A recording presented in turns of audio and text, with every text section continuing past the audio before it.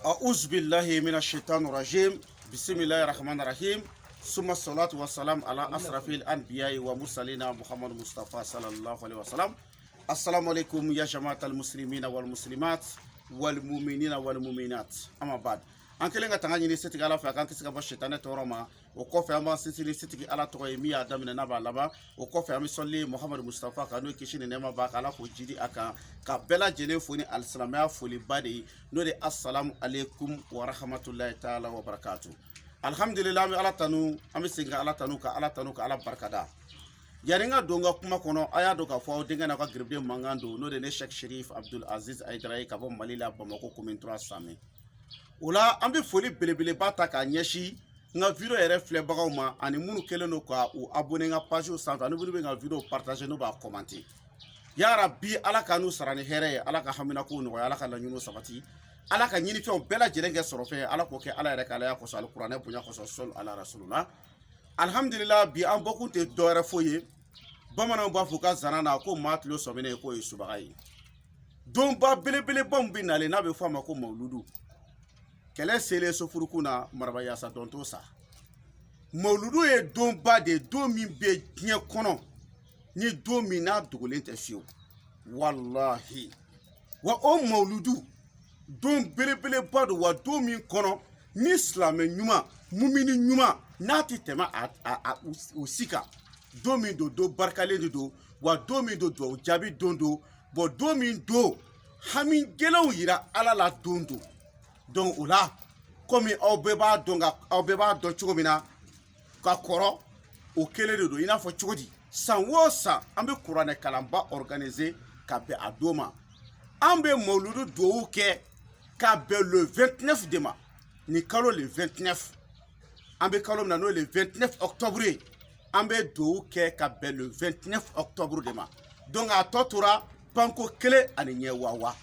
Donc ni mɔgɔ o mɔgɔ b'a fɛ i tɔgɔ ka don a duwawu la donc i b'an wele i b'i tɔgɔ di k'i ba tɔgɔ di o dama tɛ dɛ i yɛrɛ seko mana kɛ min ye ala ko de don n'i ye miliyari don ala ko la a bɛɛ ni kuranɛ cɛ a donna a donko la n'i ye dɔrɔmɛ don ala ko la wallahi a donna a donko la donc i yɛrɛ seko mana kɛ min ye i b'o ci ni maa minnu bɛ jamanaw kan minnu farafinna jamanaw kan ni Orange Money bɛ minnu fɛ yen numéro min ni mina di aw ma numéro bi Orange Money kan direct ne o ne Aziz Aidara ka numéro de mɔgɔ fila ta tan kelen de bɛ n ka numéro bɛɛ ta wa o numéro kelen de bɛ WhatsApp fana kan o ye numéro jumɛn ye o de ye 00223 après 77 90 17 17 00223 après 77 90 17 17 donc ni mɔgɔ min b'i fɛ i tɔgɔ ka don a la donc an labɛnnen don bɛɛ lajɛlen ka bɛɛ lajɛlen tɔgɔ sɛbɛn.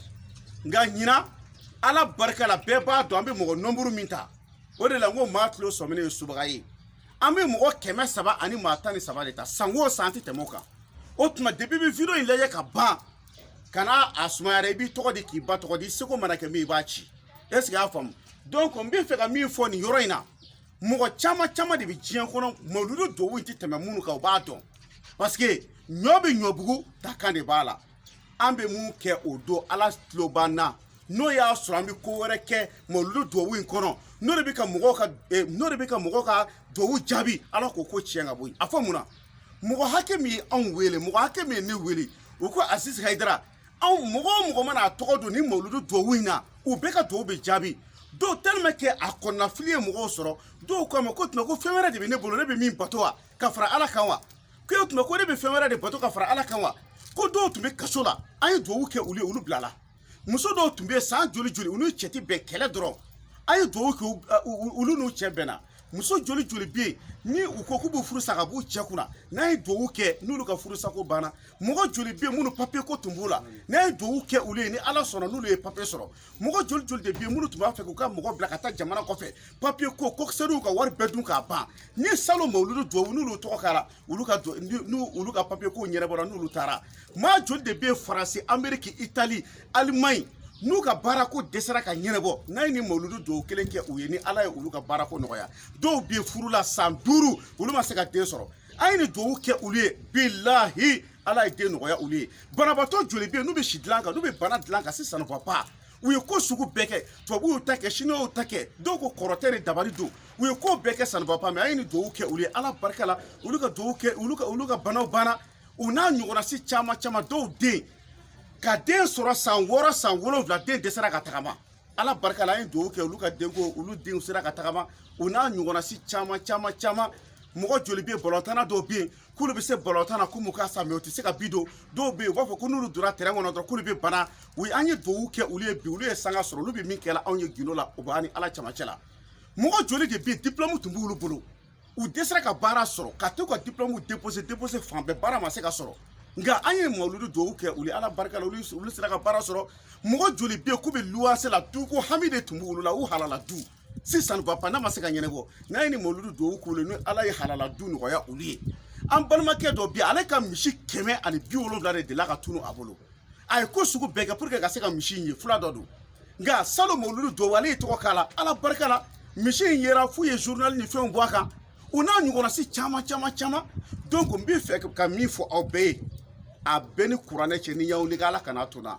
ɲinan mawuludu duwawu bɛ kɛ le 29 octobre 2020 donc n'i ye vidéo in lajɛ ka ban i b'i tɔgɔ di k'i ba tɔgɔ di i yɛrɛ seko mana kɛ min i b'a k'a la ala ko de don dɔrɔmɛ ma dɔgɔ ba kelen ma ca salon an balimamuso dɔ sigilen don États-Unis walahi ale ye miliyɔn 1 de ci miliyɔn 1 a ko o don ko hami min tun bɛ ale la ale denw tɛ ka sɔn ka don ale ni dɔgɔ fɛ ale denw t'a bonya n'ale ye min fɔ denw ye u tɛ sɔn a ma denw b'u ta kɛ manamana ko dulɔ min kiriti karata denw yɛrɛ tɛ sɔn foyi foyi hali ala ko u tɛ sɔn a ma ayi ko i tɛ se ka kuma ale denw fɛ ko denw bɛ wuli ka pɛrɛ kunna de i b'a fɔ ko ayi ko k'i t'u ba ye nka ale y'a k'a la ma kana lillahi kana lahu ale y'a kɛ ala barika la bi a y'an fo a n'a denw nana ne yɛrɛ fo fo so kɔnɔ a ko depuis ala k'a da ko mawuludu duwawu kama deli k'a ɲɔgɔn ye e ni ala cɛ ala ye sankolo ni dugukolo da cɛba min kama ala ye diɲɛ ni lahara da cɛba min kama ala sɔnna ka maaw to jahanama kɔnɔ cɛba min kama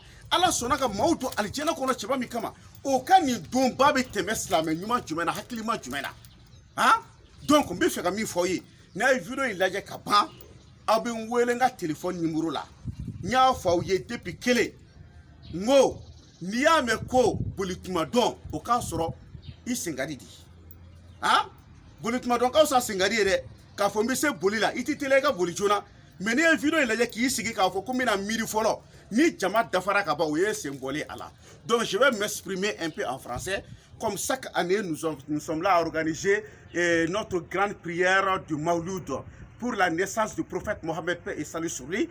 Donc chaque année on organise cette grande lecture de bénédiction.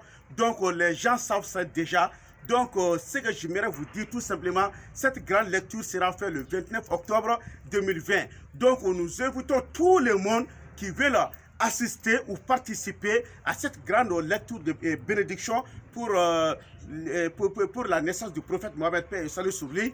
Donc vous êtes tous invités, mais cette année on a besoin de 313 personnes. Depuis que vous regardez la vidéo seulement, vous allez donner votre nom et le nom de votre maman plus votre contribution. Est-ce que vous avez compris?